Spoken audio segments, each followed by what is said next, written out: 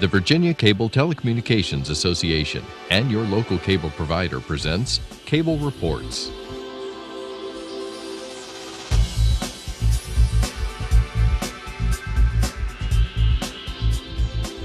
Join us now as Cable Reports brings you up to date on current issues facing the Commonwealth through discussions with your local legislators and other policymakers from across Virginia.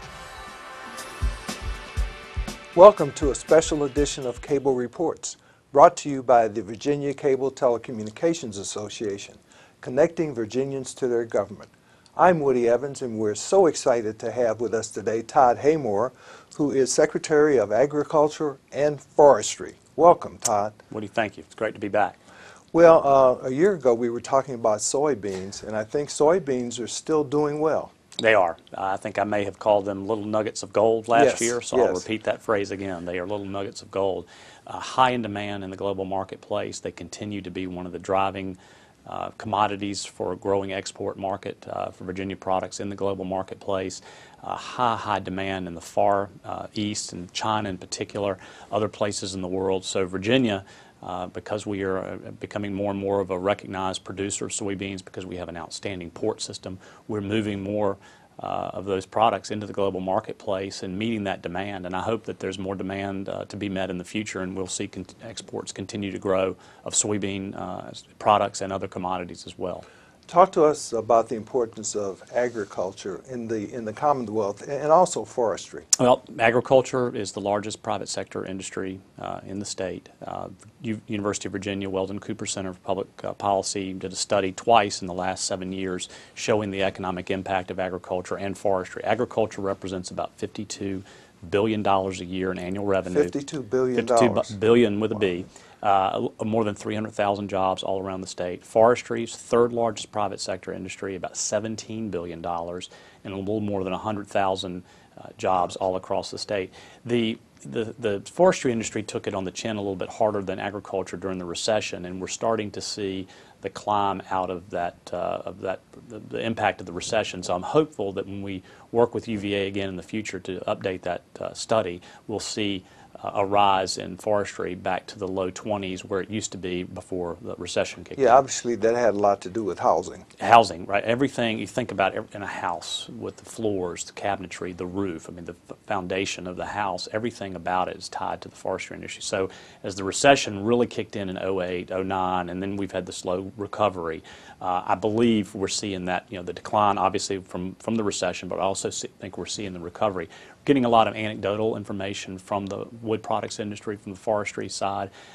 So we're hopeful that when we update that study towards the end of the McAuliffe administration, we'll see that nice rebound from forestry as well. But still, two of the three largest private sector industries in the state. So what are we talking about in terms of production, both on the agricultural side and the forestry side? Well, Virginia is blessed with a very, very diversified portfolio of agricultural and forestry products. And my grandfather used to mention growing up that in Virginia we're producing everything from apples to zucchini in Virginia. And other than those tropical Mediterranean fruits and vegetables, he's not that far off. I mean, we really do have a diversified portfolio of products, and that helps as you have demand issues and other things in the world that you can satisfy the needs. Forestry, we're blessed with very, very great wood basket. Obviously our pines that everybody knows about, the hardwoods, a great mix. And those products, the raw logs and the lumber products and the finished wood products that are coming out of Virginia are high in demand as well. So we really are blessed, and you put us again, right in the middle of the Mid-Atlantic, right in the middle of one day's drive of 60% of the U.S. population. We're really just really in a sweet spot for meeting demands here in the United States, particularly along the East Coast from Maine to Florida, but also around the world with being able to connect with our port system. So very, very blessed to have such a strong agricultural and forestry industry. What do you see when you're 10,000 feet up in a plane in terms of the Commonwealth? You see a lot of farmland and you see a lot of trees. And it's a great question, because the three governors who I've traveled with over the last few years, starting under Governor Kane at the Department of Agriculture and Consumer Services, and then serving as Secretary under Governor McDonnell and now under Governor McAuliffe, the three things that have been the same in those planes and the helicopters as you're moving around the state is, wow, how much land is covered by farms and how much land is covered by forest. Together, the two commodities cover just under 90% of the land mass of Virginia. 90%. It's about a 60-30 split between forestry and agriculture. So when you're at 10,000 feet above Virginia, you really see why agriculture and forestry dominate the private sector landscape as far as revenue and jobs. And you know, Virginia, I think agriculture and forestry sometimes are overshadowed a little bit by things that get a little more attention. But when you think about it, we all have to eat. We all have to have clothes, and the wood products provide the roof over our head, the chairs we sit in, the tables that we enjoy dinner around, and cabinets and so forth. So the agriculture and forestry are fundamental to our day-to-day lives. And again, we're very blessed to have such a wonderful bounty of both ag and forestry products in Virginia. So that's what you see at 10,000 feet. So all of those value-added things that you just mentioned obviously contribute to the economy in the Commonwealth. They do. That raw product turns into something else. Always along that tree ultimately becomes paper, cabinets, something else down the line that is adding value. And that's really important, and that's what we're trying to promote more of. And from a domestic development standpoint, the strategic plan that we put in place under Governor McDonnell and now continuing to build upon with Governor McAuliffe has been about building domestic capacity, you know, growing the things that we can do, working with the private sector here to add value to those raw products, moving them into the global marketplace, and then as we increase exports, we hopefully can build demand for more infrastructure here in Virginia, so it's very circular. But yes, value added is key, whether it's value added on the farm. You're seeing a lot more folks involved with you know, growing something and making something on their farms. The wine industry is probably the best example of that, where you've got the grapes turning into wine right there, all under the same roof. But you're also seeing more and more from you know, the agritourism side, where people are growing pumpkins and blueberries, strawberries, pick your own, maybe making ice cream and doing something else right on the farm. But yeah, value added is absolutely key to continued strength and growth of our agricultural economy and the forestry economy as well. So now, are there any numbers on the return on investment in terms of agriculture and forestry? Well, from the standpoint of what we're doing in state government with the governor's Agricultural and Forestry Industries Development Fund, the APHID, something we created about 2 years ago, we're seeing strong return on investment. That economic incentive fund, we've put about $1.8, $1.9 million out on the table to companies to help get them to come to Virginia or expand in Virginia, grow their operations, buy more products in Virginia. And that $148 million private sector investment that we've seen has been fortified by that $1.8, $1.9 million in state funds. We won't really know the full ROI of what we've been doing for domestic development and trying to grow the industry until about 3 years. That's typically when you can see the solid ROI, but we feel very, very confident that the money that the state is investing through that economic development incentive fund is yielding positive results because of the capital investment, the jobs being created, about 1,300 jobs all across the state in rural and urban areas, and the fact that these companies are committing to buy Virginia products from our farming community. So at year 3, we'll have a better snapshot of a better picture of the ROI, but we feel very, very confident 2 years and about 2 months in. Now, you have the responsibility of maintaining the state forests. Talk to us about those. Well, that's obviously very, very important. I mentioned about 60% of the land mass is covered in forest. The Department of Forestry, led by Bettina Ring, is doing an outstanding job of making sure that we have sustainable, healthy forest, and state forests give people a place to go for solitude or recreation or family get-togethers, whatnot. So those 22, 23 state forests we have are very, very important, and again, providing something back to the Commonwealth and the people whose taxpayer dollars are helping to take care of them. From the standpoint of the things that forestry is doing to contribute to the economy, I mentioned earlier $17 billion in annual revenue.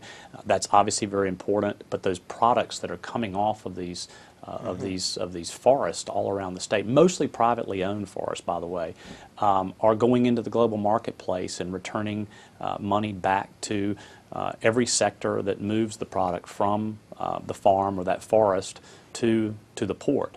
So providing a lot of revenue and a lot of opportunities for our landowners. So yeah, Department of Forestry is doing an outstanding job of making sure that we have healthy, sustainable forests now and well into the future. So what's the potential for the growth internationally?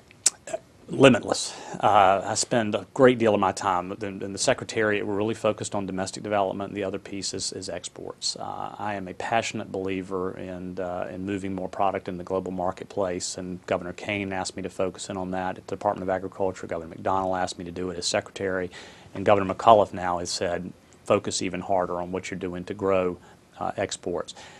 We have been steadily climbing since we launched an export initiative in 2010 as far as the exports out of Virginia from agriculture and forestry, but seen about a 24% growth over the last 4+ years.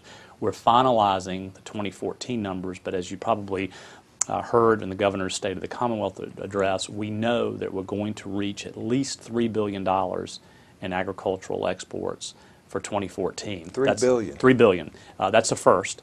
And we're scrubbing the numbers now. We'll announce the numbers on March the 9th at the Governor's Conference on Agricultural Trade. That'll be one of the highlights where we give the final details. And the Governor has also said one of his top priorities in economic development is making Virginia the East Coast capital for agricultural and forestry exports. We're third now behind Georgia and North Carolina, and it's going to be tough to get to number one, but we're hoping that as we go over $3 billion, that's just a start of getting toward that goal. But I believe the possibilities are limitless. I think we're just scratching the surfaces in some of the key regions where we've made investments over the last 4 years. Talk about where we have made those investments. I know we export quite a bit to China, Canada, right. but talk to us about some of the other countries. We've made a priority of Southeast Asia, China in particular, India, Europe, the EU, Canada, and Mexico, and Latin America. Those were the places where we focused our attention, and the General Assembly has given us about $3 million over the last 5 years to help create an infrastructure, a global infrastructure, to promote Virginia agricultural and forestry products around the world. And again, 24% growth over the time, new records reached each year. We know we're going to go over $3 billion this time, but really focusing in on China, India, Europe, also including Russia there. Even though there's some bans in place there, there's a lot of opportunity there. Canada's always been a great market for us, and we continue to make sure that we take good care of that market, but then also Mexico and Latin America. We're looking now at some opportunities for the future. Far Southeast Asia is Vietnam, the Philippines, Malaysia, Indonesia. That region of the world represents a lot of opportunities for our grain, soybean producers, also our lumber, wood products sector. Tobacco continues to be a strong export out of Virginia, leaf tobacco. And then also the Mediterranean, Middle East area, Turkey, Egypt, Morocco, Kuwait, Qatar. That entire region of the Mediterranean, Middle East is very, very important, and we're going to be looking at potentially making some investments there. We're already doing well in those two regions that I just mentioned, but we've learned that with a small amount of state dollars, we can do even better. So if you have boots on the ground promoting Virginia, we believe that we can grow the markets even more. So talk to us about those boots on the ground in some of the countries that you mentioned. Now we actually have boots with that $3 million over the last 4 years. We have boots on the ground in Hong Kong, mainland China, India, Russia, just outside of London in the United Kingdom, Canada, Mexico, and Costa Rica. And 5 years ago, we had one international trade office in Hong Kong. So we're really telling the Virginia story. The results, I think, speak for themselves with the continued growth of agriculture, exports, forestry exports, working closely with our private sector partners to open doors for them. We don't typically get in the middle of negotiating deals, but we facilitate the dialogue. And as everybody knows, you have to have those first words and that first meeting together to get a deal done. And that's what we're doing. We're bringing buyer and seller together. And if they do need our help on negotiations, we're more than willing to get involved, whether it's translation issues or sitting in the room and actually playing a role in those discussions. We do that. I've done it numerous times over the last 6-7 years.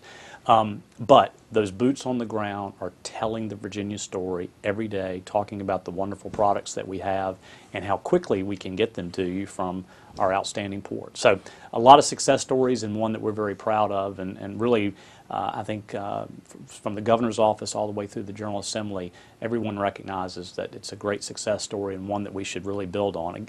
A little bit of money goes a long way in agriculture and forestry, and we're really proud of that. Let's talk a little bit about the Port of Virginia and its importance. It goes without saying that it's a gold nugget, but you have to get goods and services in and out of that. Right. So transportation is a huge issue for you. Very much so. That's why I work so closely with Secretary Lane and my predecessors in the Transportation Secretariat. We have to have a great transportation network system here in Virginia to move those products from rural Virginia, largely, to the port and into the global marketplace. And the Port of Virginia, it's one of our top assets.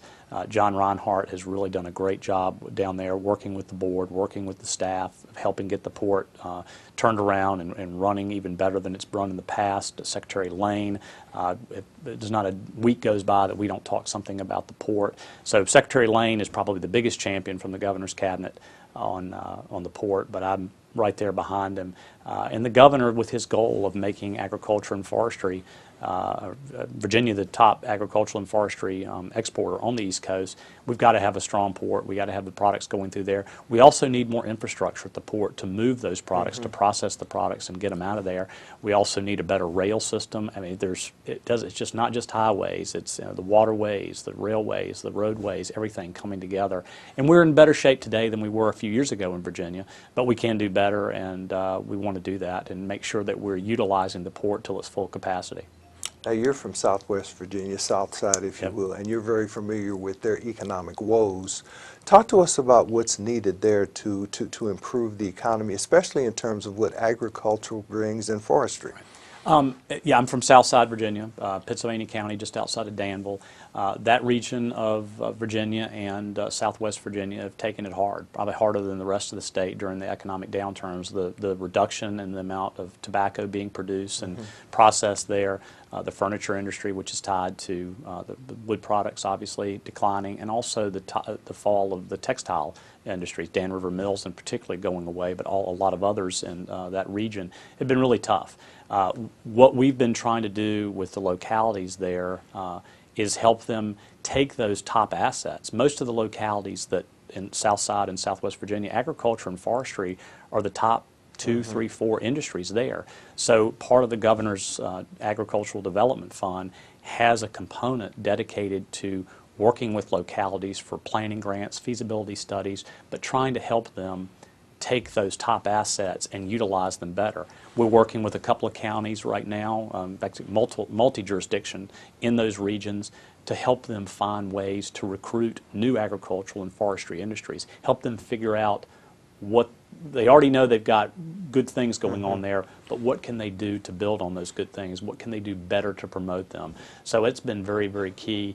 And as a native of that part of the state, I want to do everything that I can to see agriculture and forestry operations flourish there, not just for the jobs they provide to workers as those products have value added to them, but also the farmers and the landowners that are producing these products. It's key for them as well. So it's very, very important. And we're hoping that as agriculture and forestry products continue to grow in demand, not only here in the United States, but around the world, that Southside and Southwest Virginia, because they're so blessed with that great agricultural and forestry assets, will reap the benefits of those growth. So a lot of things going on. So this is a local grant program that allows localities to plan and determine the best use of agriculture in their particular communities? Yes, the governor's, the APHID, the Governor's Right. Agricultural and Forestry Industries Development Fund, has two components. One is driven off of economic development incentives. That's helping an existing business grow or recruiting a new business to that region of the state. The other component is a planning grant, feasibility study program where we work directly with localities to help them figure out the best way forward with those top assets that they have. And there's some great projects. We've had about 45, 46 grants that have gone out over the last 2 years to a number of localities, and they're creating these studies. They're working with the private sector to figure out how to better utilize those assets. And I think there's one that's going to be a feasibility study that's coming out from my home county, maybe later today, that's been worked on for about the last 6 months. So I know that one just because it's so close to home, and it's being released this week. So a lot of exciting things going on, and that's what we're trying to do from state government, is help facilitate some of those new opportunities. Well, tell me this, what's the typical farmer look like these days? A typical farmer is in his late 50s, has about 170 acres, 175 acres of land, and is very diversified. 14%, 15% of that grouping are women that are running the farms. So it's an interesting group. The farming age is rising, no surprise there.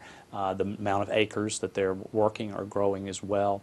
But the diversification is key. You see very few farmers now that aren't doing multiple things with their land, even if they only have 5 to 10 acres or they have 500 acres.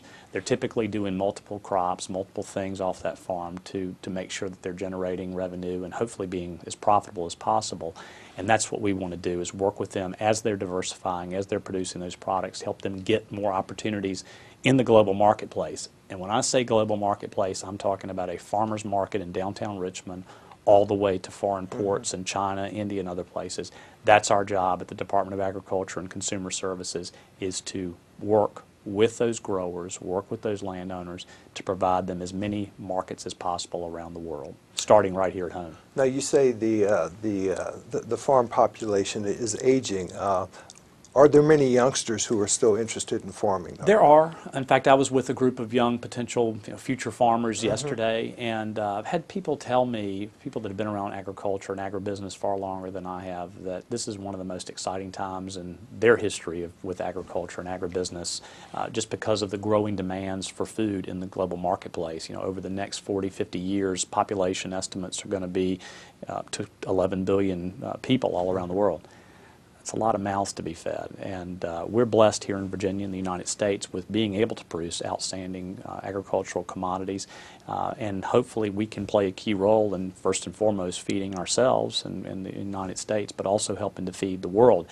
That's where our farmers come in, and the technology that's behind some of the things that they're doing, the bio agriculture initiatives that are coming out. The governor's launched a bio initiative. Virginia is behind a number of our neighboring states in the things that we're doing in bio, again, further value-added agricultural operations. So we're really trying to make sure that we're doing everything that we can from state government to help existing farmers keep farming, and those future farmers, those young people that are thinking about it, give them the opportunity as well through being profitable and making sure their land doesn't need to be sold and turned into something else that's not agriculture. Right. So again, Virginia Tech, Virginia State play key roles in making that happen. There's a lot of people at the table trying to make sure that we continue to have the farmer base to produce the products that feed us and clothe us and put a roof over our heads.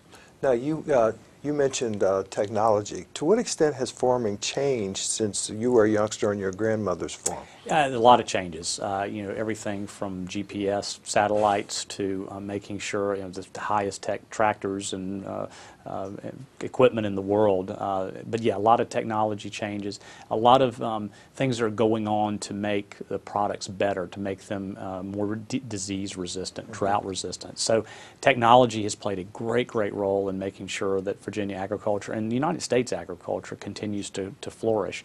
A lot of changes, obviously. I think the changes have been all for the better. I think that we're in a better position now than we ever were to help feed ourselves and feed the world, and I think we're going to continue to see that in the future. Those technologies sometimes scare people. They, they represent change, and change is difficult for everyone, me included, you included, every time sometimes. But I do think that technology and the new things that are going on in agriculture represent a lot of opportunities beyond just the traditional farming. People that are working with these technologies to help farmers, they're just as important to agriculture as the guy who may be out in the field every day. So I think there's a lot of opportunities, and that's why we're hoping to see as many young people want to be involved in agriculture, whether it's directly on the farm or somewhere along that chain, in helping, again, move that product from a farm into the global marketplace, a better product than maybe we knew 5, 10, 20, 50 years ago. So a lot of opportunities, a lot of challenges too, but hopefully we can help work to meet the challenges and create those new opportunities. I mentioned your grandmother's farm, and we were talking earlier about her reference to hemp when you were a youngster, and we have a bill that has passed both the House and the Senate, and is probably on its way to the governor's desk. Talk to us about that opportunity. Yeah, hemp it represents some interesting new opportunities for the future. As you've mentioned, I remember my grandparents and other folks outside of Danville talking about hemp being produced in Southside, I think before the war. So